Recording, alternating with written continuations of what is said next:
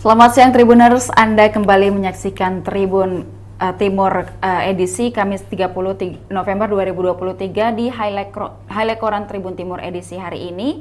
Dan juga saya Ilu Devi Sania akan menemani Anda beberapa menit ke depan. Beragam berita disajikan dalam Koran Tribun Timur edisi hari ini. Kami akan mengangkat dua highlight untuk Anda. Yang pertama datang dari Tribun PSM, transfer efektif PSM Tavares yakin bersaing di papan atas.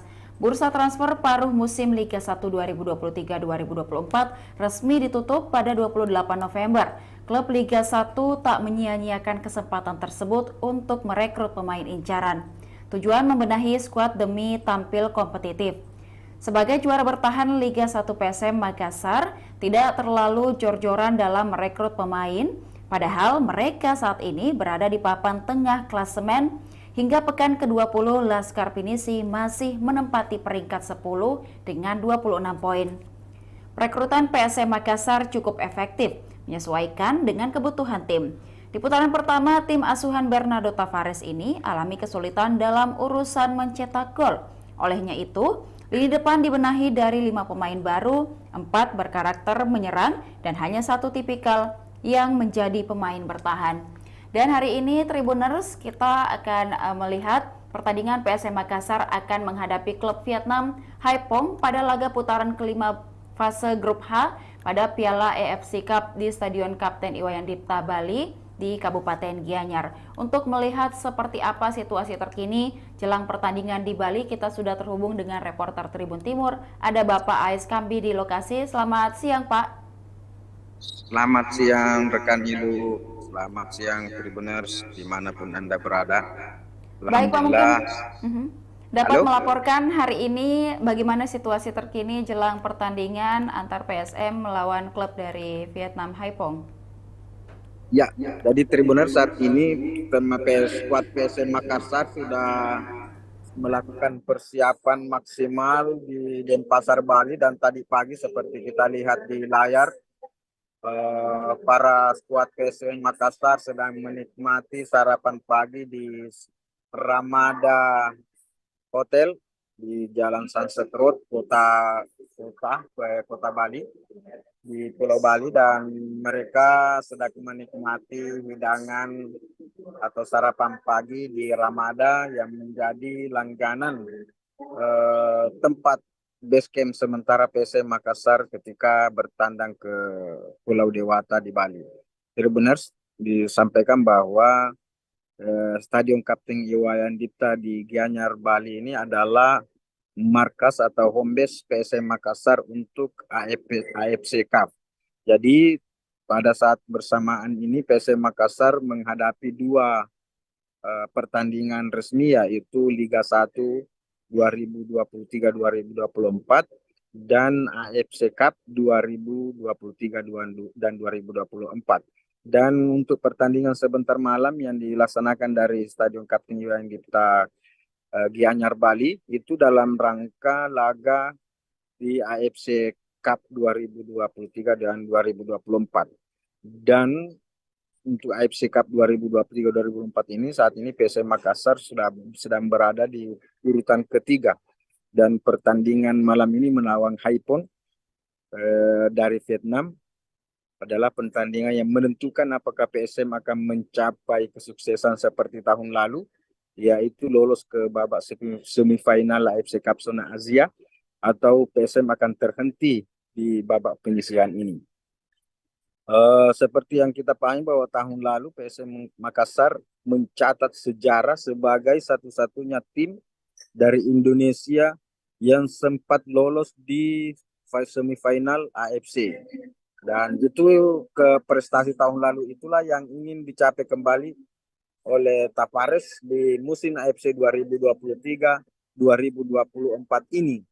Dan saat ini seluruh pemain PSM Makassar sudah yang akan dimainkan dalam pertandingan sebentar malam melawan Haiphong sudah berada di Kota Bali.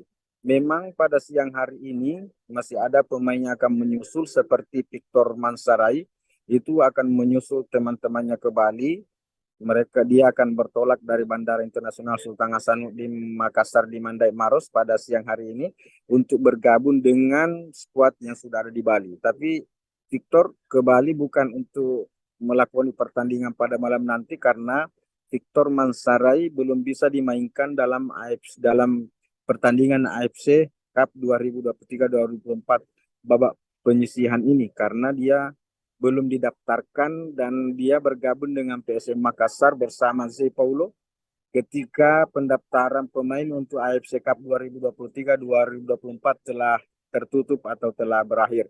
Maka Victor Mansarai menyusul rekan-rekannya ke Bali untuk persiapan menghadapi Bandung FC pada 4 Desember 2024 nanti di Bandung.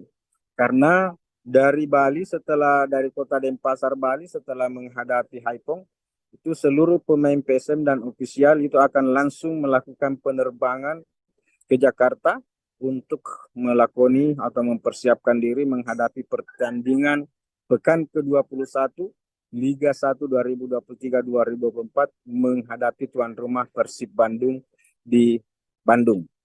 Nah, itulah sehingga ada beberapa pemain yang menyusul rekan-rekannya ke Kota Denpasar Bali pada hari ini. Kemarin pagi juga ada beberapa pemain seperti Sandi yang menyusul rekan-rekannya ke Bali untuk dipersiapkan tampil pada pertandingan sebentar malam.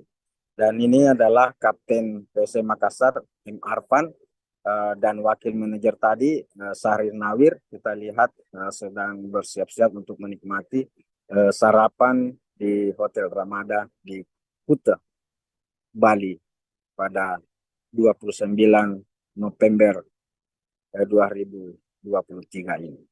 Rekan Lilu. Baik, apakah ada komentar mungkin Pak dari pelatih PSM Makassar Bernardo Tavares terkait optimisme dalam pertandingan sebentar malam untuk melaju sampai babak semifinal? Ya, seperti kita ketahui bahwa PSM Makassar saat ini adalah menjadi satu-satunya tim dari Indonesia yang masih bertahan di AFC Cup 2023-2024 setelah Bali United dipastikan gugur di fase ini. Oleh karena itu, Bernardo Tavares lagi-lagi menyatakan selalu memotivasi para pemainnya untuk tampil maksimal, mempersembahkan yang terbaik. Karena baik para pemain maupun Bernardo Tavares itu sedikit banyaknya sudah mengetahui gaya permainan dari Haipong FC ini. Haipong United FC ini kan sudah pernah berhadapan dengan PSM Makassar di Vietnam beberapa bulan lalu atau sekitar 1 bulan lalu, dan memang pada masa itu PSM harus mengakui keunggulan Haipong itu bukan karena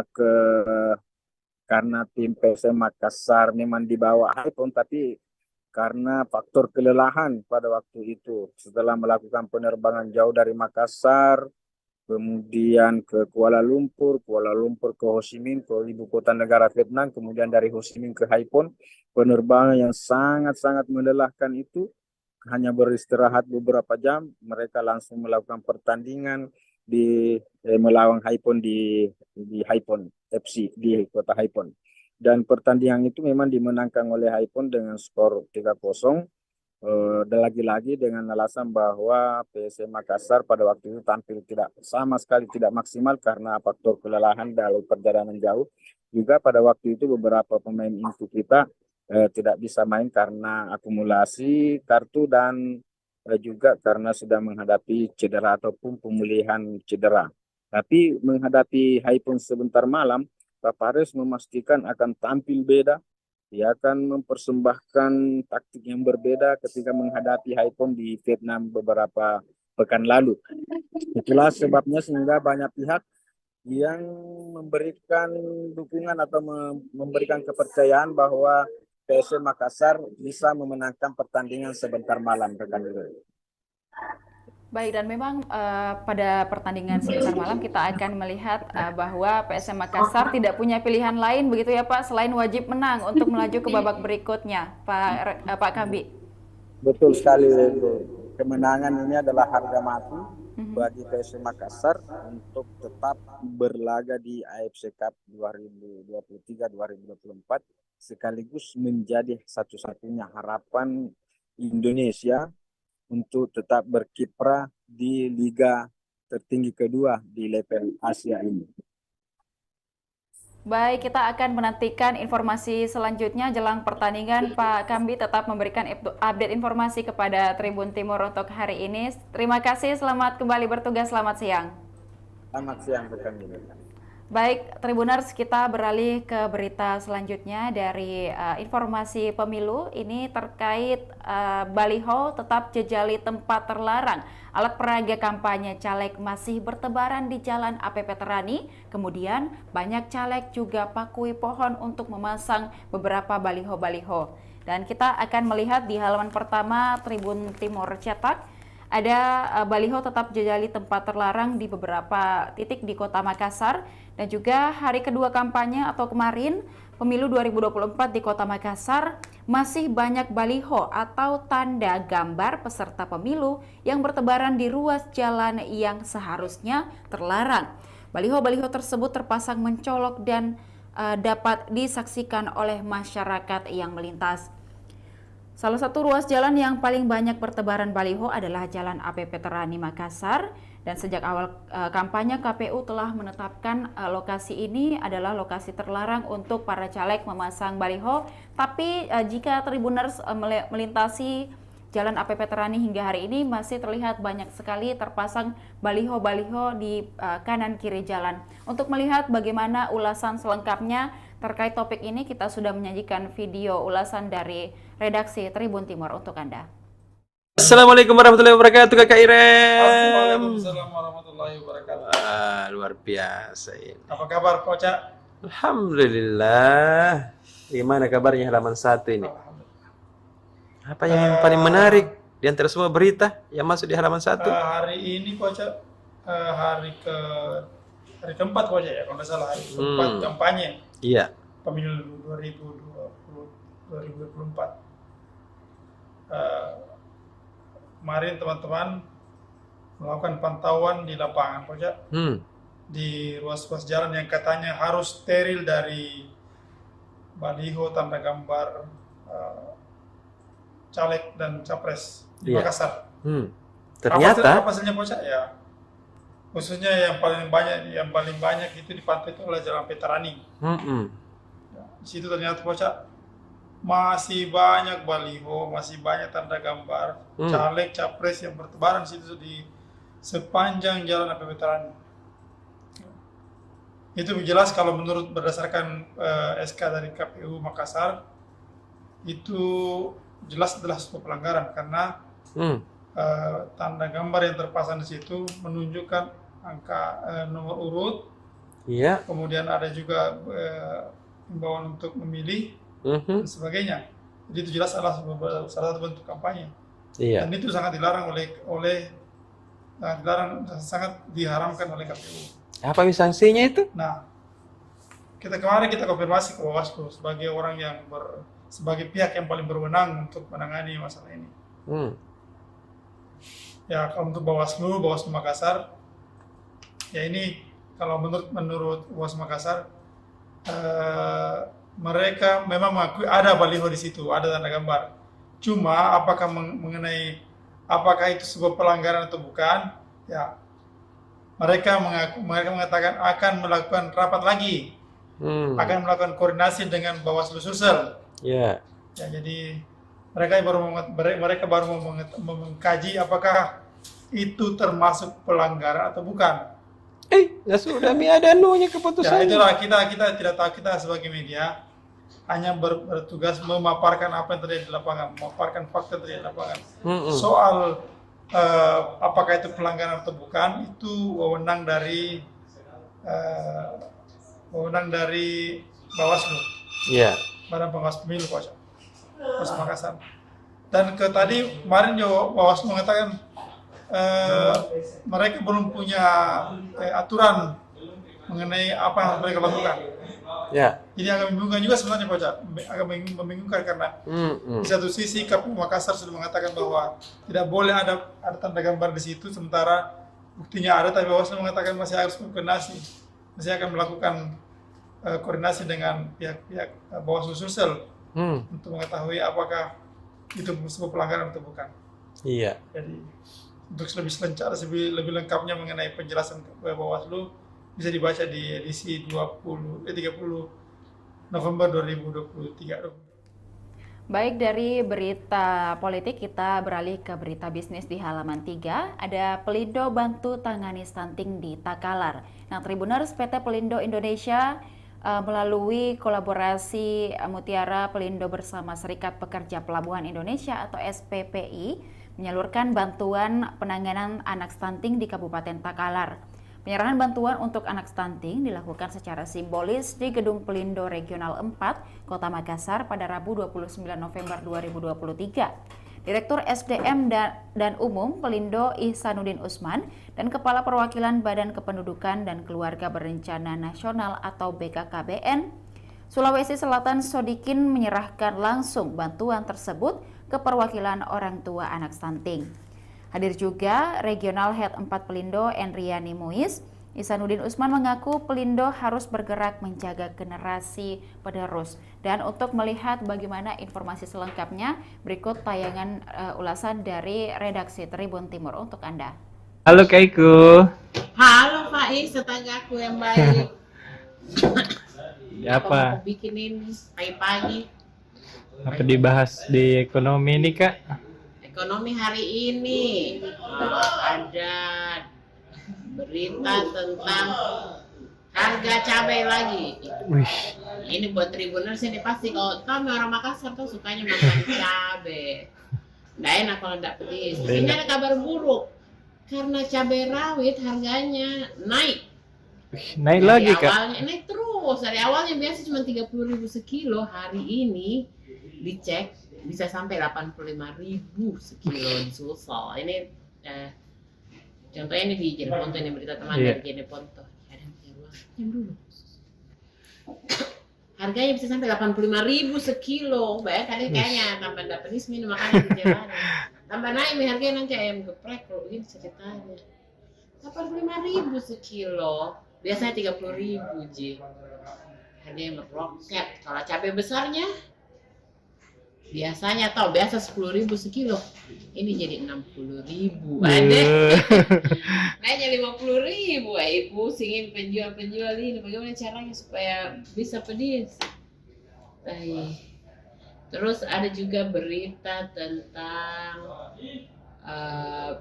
CSR kegiatan sosialnya Pelindo, yakni menangani stunting di wilayah Takalar. Ada 16 anak stunting dibantu sama Pelindo untuk tahu apa artinya stunting itu? Itu yang tumbuhnya Iya. Gizinya kurang lah Kak. Gizinya kurang gizi jadinya kurus, tingginya tidak pas. Nah, cegah stunting ini salah satu kegiatannya Pelindo hari ini. Kenapa di Takalar? Karena presentasi stunting di Takalar itu cukup tinggi kalau di Sulsel, makanya diarahkan ke Terus dari dunia perbankan, tadi ada sosialisasi dari Bank OCBC NISP. Nah sekarang Bank OCBC NISP ini berubah nama jadi OCBC saja, tidak ada nih NISP-nya. Dia berubah rebranding, kemudian memberikan karena dia sudah OCBC saja, dia terafiliasi bergabung dengan OCBC Internasional. Jadi keuntungannya untuk nasabah, siapa ini yang suka keluar negeri ke Hong Kong, ke Singapura, ke Malaysia, dengan menjadi nasabah Bank OCBC ini, kalau mengambil tunai di sana di ATM atau tidak lagi kena biaya penarikan. Kan kalau biasanya kan pasti apalagi kalau di luar negeri kena biaya penarikan, nah ini tidak lagi. Dan selain itu juga benefit lainnya bisa kalau misalnya kurs tukar uang itu tidak ada lagi biayanya, dan lagi biaya konversinya, langsung saja sesuai dengan konversi itu nilai konversinya. Nah ini sudah berlaku sejak tanggal 14 November kemarin. Nah baru disosialisasikan di Makassar hari ini. Itu dari dunia perbankan. Ada juga Bank CIMB ini aja dapat penghargaan dari segi laporan keuangan. Sedikit sih, kan baik kok. Iya. Terima kasih Kak. Dadah. Tribuners, demikian highlight koran Tribun Timur edisi hari ini. Untuk membaca berita selengkapnya, dapatkan koran Tribun Timur di agen-agen terdekat Anda.